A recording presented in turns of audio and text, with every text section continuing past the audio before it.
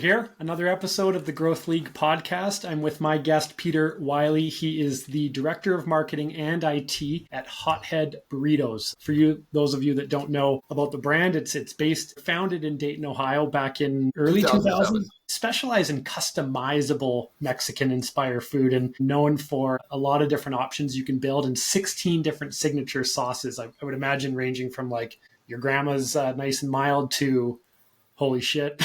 For sure. Give me a glass of milk. Yeah, we got ghost pepper currently. So okay. Now, do you have to sign a waiver for this, or? No, it's not that. It won't kill you. Okay. So. Okay. I think it's about 85 locations across. Is that right? 87 across 8 states, I think, 9 states. And the growth strategy is primarily franchise based. Is that right? Correct. Yep. I have, I believe, 8 on slate for next year. Wow. What is attractive about this brand? Why is it sticking out in the mind of a potential franchisee? What would describe the opportunity and why it's one that franchisees should really be thinking hardly about? Sure. I think the nice thing about the fast casual Mexican space is it's not packed with competitions. There are 1,000 burger joints, 1,000 pizza joints, and you get into fast casual Mexican and a handful of them. So you have less competition. Of course, you have some really big players that do super high volume, but we come in kind of at a sweet spot of cost to open, good AUV. You can get into small footprint. So I think we check the boxes if you're looking for an ROI on it. Like if you get the right location, which is always a challenge in any brand. Yeah. So low cost of entry, good sales, good brand, lots of options to appeal to a broad customer base. Now, within your role, there's a lot of different definitions of the director of marketing and IT across different brands and industries, sure. But can you level set with us a little bit in terms of how would you personally describe your mandate, you and your team's mandate? What is this function responsible specifically for? Yeah, we originally started doing graphics. So graphic design, video, audio, that's my background. And then as we continue to evolve, again, I've been involved with the brand since it started. We just kind of took on more and more of an IT role. With our last POS change, I really took on the brunt of the POS side of things, which then involves gift cards and credit cards and online ordering and third-party ordering and et cetera. So there's a whole bunch of things get wrapped in. And for us, what happened was it's so intertwined today. Like I can't run an ad campaign that doesn't have some impact with online ordering. Or the point of sale. They all have to work together. So, I have a dedicated point of sale and IT guy who works with me. And then we have dedicated marketing team. We have a video person, a social media, we got a rewards, and then we have a graphic designer. And we all kind of brainstorm and work on things, collaborate together. Our mission is to really just pull all of those things together so they can execute well very easily for a franchisee. They don't have to worry about, is it going to work in the point of sale? It's going to show up online. Where's it going to be? We make it all work. Yeah. And so now who would you ultimately report to besides the franchisee network? Yeah. We currently run most of the company between myself and Kelly, our ops guy, Ryan. So it's kind of our team driving the brand. And you've been there for since we started. 100 years. 15 years in Ohio where we're based. Prior to that, I did all the stuff remotely for website, graphic design, logo design, stuff like that. Yeah, I had the privilege of watching you on a panel discussion a week ago in Austin, and you did great. You looked great. Great hat. Yeah. There was a very clear subject matter expertise, and I don't think that it's your only area, but you impressed upon me a deep and ingrained understanding about the intersection of marketing execution and the technology that makes it fluid and integrated. Talk to me a little bit about your perspective on what you mentioned earlier in this chat, which is about integration and holisticness, if you will. I know that's not. Well, nice thing for me is I came from, again, the graphic background, which led into web development, which led into app design and app development, social media marketing. So I've dabbled in everything, right? So how does it work? How does when you're going to do a campaign, what's got to happen? I know from the point that you design the art, I know what the art's got to look like in the campaign to fit on Facebook or, this little tiny banner ad or this billboard, right? And then the TV commercials and the TikTok. Now, admittedly, I have a team that does all of this now, but I get the concept of it. You're going to have all these different platforms this has to go to. And then how do you, we're working really hard now on tracking and attributing it. I think my background makes it really easy for me to have a conversation from a design standpoint and an art standpoint. into translated into a point of sale, an online ordering experience, a customer experience in our app, so I get all of the connective tissues, if you will, on how it works. Versus sometimes you have somebody who's super skilled and artistic, but doesn't have any idea how a web page works or a social media ad works, or what cost per click means. Yeah. So having that is obviously a tremendous benefit, especially when you're leading the function. How do you personally maintain the discipline between going between the clouds and the dirt? So you have the experience in history and in contributing from an expertise level, but now also, of course, leading the function. So talk to me about how you effectively toggle back and forth between vision and strategy and leading a function, and then also getting your hands dirty from an execution standpoint. I am learning how to do that. I've historically always been a doer, and I think a lot of people with my personality like to get things done. I want to do it. And so to learn to delegate, to learn to put trust in my team, who I've worked with several of them for one, I think, 10 plus years, and another one for 7 years, but you still got to hand it over, right? And they get stuff done really quick, very efficient. We bounce back and forth on ideas. So I think that's a learning curve, though. And I'm getting better at it. I'm reading lots of books on it. I'm listening to podcasts. I'm doing everything I can to improve myself, to become more of the leader versus a doer. And hopefully my team's giving me grace as I go through that. I'm sure they are. Can you think about, or does a moment in time come to mind in terms of what's been the most pivotal moment in your marketing leadership journey, and how has it sort of shaped how you show up as a leader today? Is there something that is memorable or stands out that sort of redirected the course of how you think about leading a marketing function? That's a good question. It's kind of a tough one. I don't necessarily have an answer right off the top of my head. Let me rephrase it this way. What's your perspective right now on the absolute requirement of a marketing leader in the restaurant industry as it relates to leading a function and a team? What is critical in being able to fulfill that? What I've learned a lot in the last really couple years is you have to really show people that they matter and what they're doing. And again, I'm working on that, trying to improve that, but it's not just dictating, it's working together. Hey man, that looks great. That made a difference. And I think the more I show people on my team and the more I show our franchisees why we did something and the results of it and why we're doing it, like people get excited about it, right? It's, It could be something very simple of like we did a National Taco Day, we flipped all of our ads to focus on National Taco Day. We drove we drove taco sales probably 25% on that day. And it's like, cool. I mean, it was a simple idea, simple thing to do, but look what we did. Like we made this one change. We produced a new video commercial that kind of ran probably a little bit on TV and a little bit across the board. But then you go back to your team and look at the numbers and go, that's because we did this, right? Now, granted, it's National Taco Day, so we're piggybacking on a large movement, but still. So I think connecting those dots is where I find the most fulfillment and reward in leading people, is not just dragging them along. You want them to be excited about what they're doing and see why they're doing what they're doing actually matters in franchisees' lives, in the corporate lives, and in the customers' lives. Again, something I'm learning to do and hoping to do better. But that's what I see very successful companies do and very successful leaders do. Yeah. Well, that's the mark of a true leader, is never being convinced that the learning has stopped, right? And that it's not about, there's nothing that we do that's proprietary right now. It's about mobilizing a team of people that believe the why and feel safe to screw up, I guess. Yeah, no, it's for real. It's like, we're not going to be perfect. We're going to make some mistakes. We're going to hit some home runs, Outside of things like charts and graphs and complete data sets that are showing the effectiveness of your efforts, what do you rely on personally as more of a gut felt indicator that, hey, I'm doing a good job in my role as a marketing leader? What do you rely on that's a little bit more qualitative, maybe when you're driving home at night after? Yeah, that's a good, and again, you're asking some challenging questions, but I think it's good to, if I go home and I think my team's excited about a project and that we have some clarity on a vision, and even if it's a little like our next upcoming promo going into the holidays, it's a little, some of it's really crystal clear and some of it's not. And then we kind of work through that and you're like, man, I got it. We got it. We're coming through. We're excited about what we're putting out. I think that's where I'm like, man, this is really cool.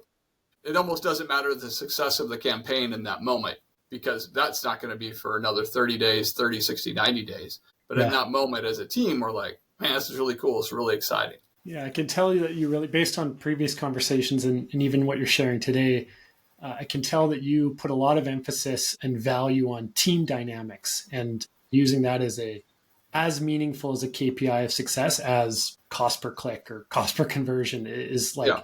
my team energized? Are they excited? Are we doing this together? Where does that team dynamics and the emphasis that you place on team, where does that come from? Really comes from the last couple of years of working with a coaching group that has helped me kind of reframe how I think about things, reframe how you think about life, how you think about work, how you think about business.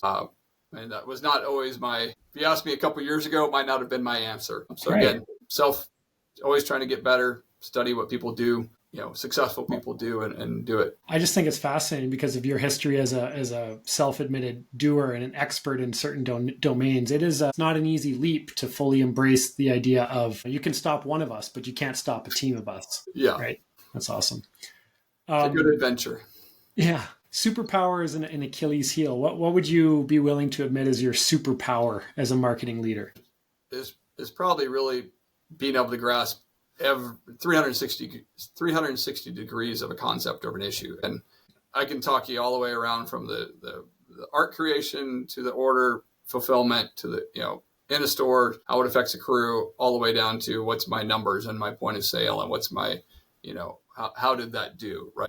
So I think most people seem to have a gap in one area or the other. They're not running a store like we operate 11 stores. So they don't have that aspect of it, right? They're not doing the marketing. They're just running the ad. Well, I'm familiar with every phase of it. So most people I talk to are like, man, that's unique perspective. Most people don't have that. So I guess you could call that my superpower. So to clarify, 11 of the 87 stores are corporately owned, and you kind of use that as a canvas to test things and see if things is that right? We have 11 corporate, and then I operate 11 as a franchisee as well. Oh, wow.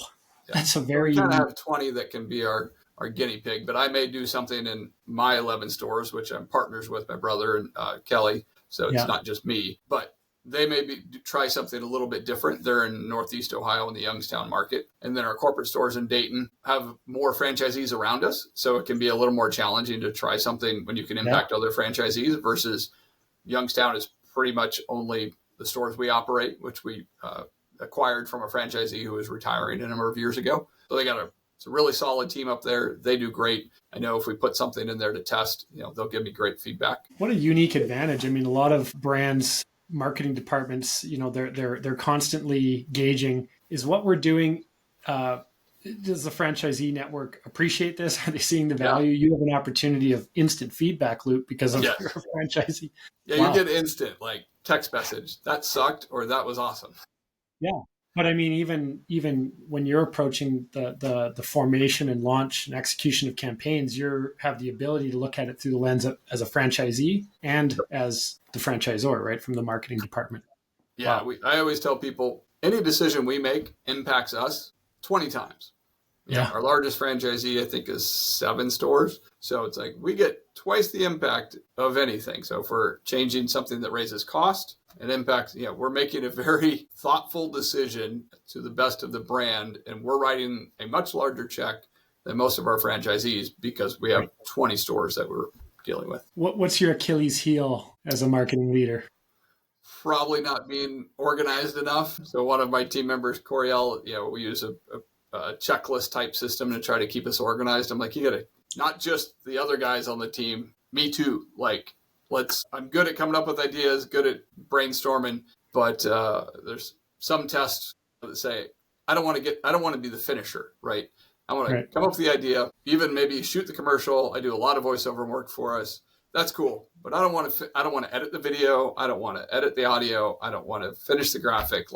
So which is great because now I have people that can do that. But sometimes my team will get a little frustrated with me. It's like, what are we doing? We need this, in 2 weeks, like our next commercial, and we're getting up against it. So thanks for admitting.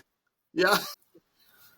Right now, what are your top, say, 2 marketing challenges for Hothead? Whether it be tactical or strategic, or what are the 2 things that if you could wave a magic wand and either fix or radically improve, those would be the areas? My biggest challenge right now is what works. And that sounds super broad, but we have And I've talked to our ad agency who works with other brands as well. And it's this weird mix of some stores are up and some stores are down in the same market with the same marketing.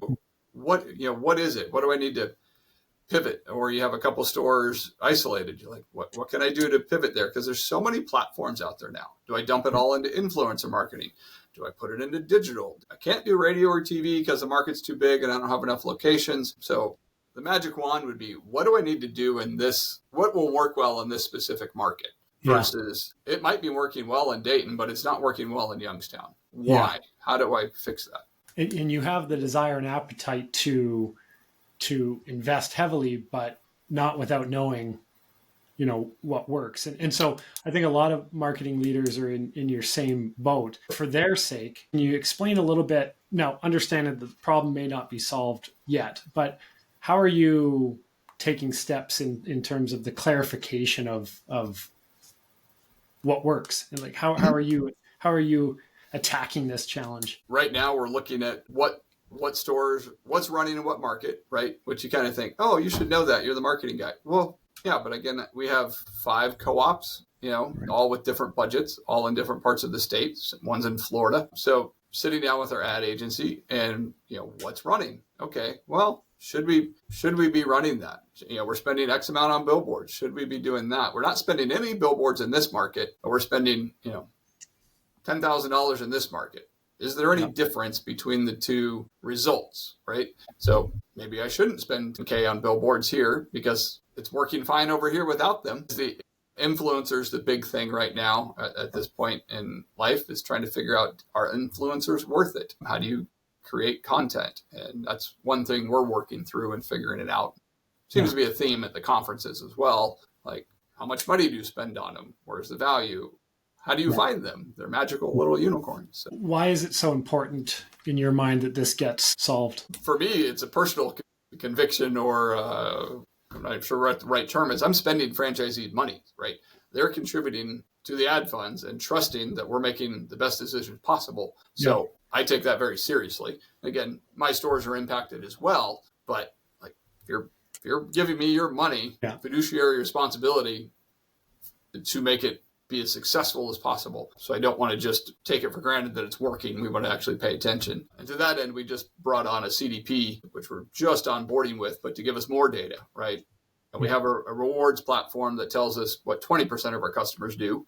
And we have our point of sale, which is cute. Works great as POS. It's not made to be a customer data platform. So with Bickey, the CDP we're bringing on, it'll, in theory, show me the other 70% of what my customers do. Are they coming back in? Am I driving new customers in? Because that's a catch with a rewards platform is you've been in before. Otherwise, you wouldn't be a rewards member. Like first time people don't walk in and check into the reward system. So how many new people are we driving through the door? So I'm excited about that from a tech. I think it'll help us solve some of those and figure out, is it operational marketing or demographics? Talk to me about this desire to try a number of different things to figure out what works, but at the same time, not falling victim to random acts of marketing or chasing shiny objects. Like how do you do one and not fall victim to the other? I think it's a little bit of a balance. In the bigger markets, it's easier, right? If I'm in Dayton and our market's our largest market, Dayton, Cincinnati area, I can have 20 different things running. So if I turn one wrench or make one change, cut off one thing and maybe push the money towards something else, I don't have a crisis if it didn't work, right? I can, again, hopefully gauge that result. Did it make a difference? It gets tougher the smaller markets you are. If you have one store, I only got X amount of money. If I want to put it into, again, I'll compare like influencers or a digital cost per click program. If I shut one off and I'm wrong, then I just put all my eggs in one basket because I only have a few eggs to put in that basket. And so to navigate these balancing decisions, you rely heavily on the responsibility that you and your team have to the stakeholders that are contributing to the ad fund. And you use that as your North Star to determine how to balance. Is that right? Yeah. And because we operate stores in one co-op, I can test on myself. So it gives me an advantage. So our stores in Youngstown are in one co-op. If it impacts negatively, it's me. I don't have any franchisees in that one. So I get a little bit of a pass, if you will. Yeah. What an advantage. Yeah. And we can kind of do similar in our corporate, but our corporate are surrounded by many franchisee stores in the Dayton market. So yeah, that's a cheat code for me. As it relates to the business case, and we know that marketing has to contribute meaningfully to the P&L and to the business case. What is the main KPI that you leverage to know whether or not we're impacting the dollar and cents of the organization? Is it a first-time customer? Is it a loyalty? Is it a check total? Like, what is the business indicator, knowing that there are many, that you kind of have as your North Star? The primary one is simply year-over-year comps. I mean, that's the big one. If that's declining, then you have a problem. Now, granted, that's a year trailing. I get it. Yeah. So we look at the same thing. We generated a report for all of our franchisees. It goes out every Monday. Gives you 12 weeks of history. So you can now, I'm not waiting a year. I'm looking at my week over week comp, and I'm giving you, I can look at 12 weeks in a row very quickly, in 30 seconds in an email. Am I trending up? Am I trending down? Is there something going on there? So we really look at that year over year comp, and we look at guest check as a big one. I can have my sales go up, I can have my sales go down, but did I do a discount that week? Did I run a BOGO? Was it a holiday weekend or something like that? So a combination of comps and guest check is what tells me we're trending forward. If I got my guest count continues to go down, now that's where I start big red flags, right? Either I got an operational problem, I got a manager problem, because if my other stores in the market are still doing okay, now I got one that's having a problem. If they're all down, now I'm looking at, climate, right? Or, economic climate. Yeah, got it. Which is very relevant. Now, always. Okay. So outside of what you described before in terms of like what works and what do I do, is there another top challenge that sort of keeps you and the team up at night? I try not to stay up at night. I mean, there's not a whole lot of... About that. Let's pivot. Talk to me about that. It's like, this is another big topic amongst marketing leaders where, because there are so many different ways to skin a cat, so many different things you can do, channels you can play in, how do you protect your mind a little bit from this voice that is relentless, that says you're an idiot, you're doing this wrong? You're like, how do you protect that for yourself first and then for your team secondly? Yeah, no, it's definitely a challenge, and I'm not saying it doesn't happen. It used to happen a lot. It was a way I did not manage it as well as I could have, but I've gotten better at it. Yeah, but even the other night, I wasn't stressing over it. I'm just kind of laying there in bed. You're thinking about ideas, right? Yeah. Fun ideas, not bad ideas, not failing, not stressing, just like, oh man, that'd be kind of fun. Can I do that? We got a flamethrower, so like, what can we do with that? Type things. But as far as learning how to management, for me, it has a lot to do with, again, the people I'm working with, coaching, has a lot to do with my faith on where I put that and how I, what's my source, what's my strength. And doesn't do me any good to worry about things I can't control. And I find I get a lot more done when I kind of let go and focus on, what's my task for today, to be in the moment, as you hear a lot of people say. It just works. Yeah. If I'm thinking about 40 things and tomorrow and next week or whatever, I'm not in this conversation. I'm not maximizing what I could be doing right now. And when I let the other things go, I tend to get a lot more done, enjoy it. Life's more enjoyable, and it makes it way more functional. For me and my team. I was going to say, have you noticed your team sort of picking up on the model and the cues that you're setting, the way you behave, and has that trickled into the way they are playing the game? I think so.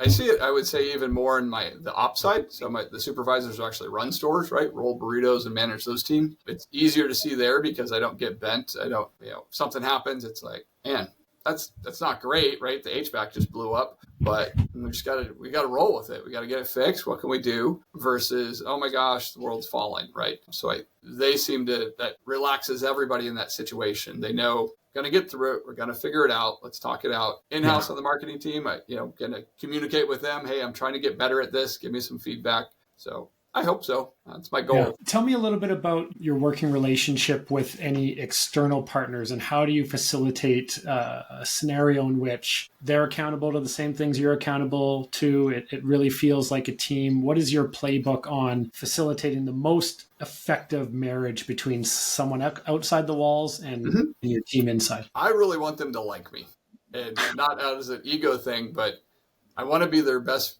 friend, best partner, provide the most feedback, really work with them, not come out yelling at them if something breaks. And I find that just goes forever, as you can imagine, right? You want to work with the people you like to work with versus the person, a customer who comes in and yells at you. You're like, I don't really care if you come back, and I'm certainly not going to help you out. Customer comes in and, hey man, how's it going? How you doing? Good. How's the kids? Blah, blah, blah.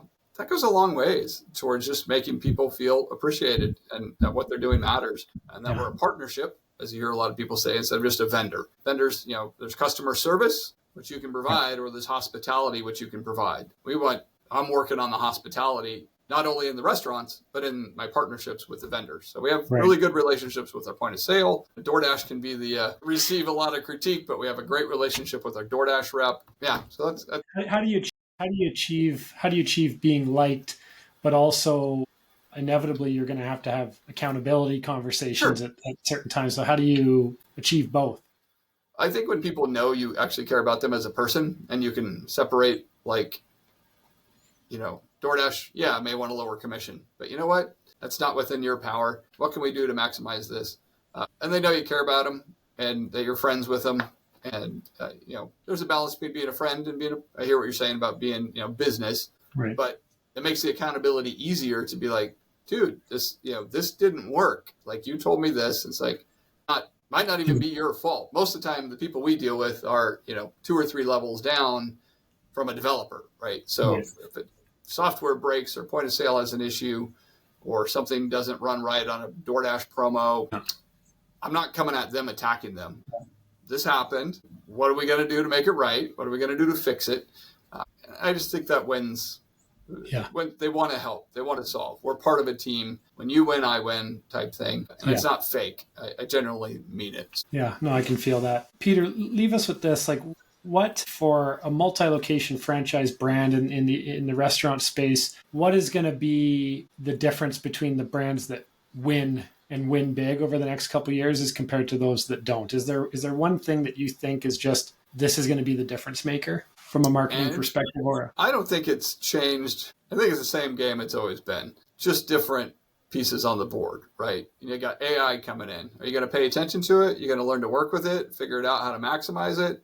Or are you going to stick your head in the sand? There's history's full of people and brands that dominated the market, didn't pivot, and don't exist. I think of BlackBerry, right? It's great. Right. If you haven't seen the documentary, the movie on BlackBerry, man, it's a great watch. From a brand, from a restaurant standpoint, same thing.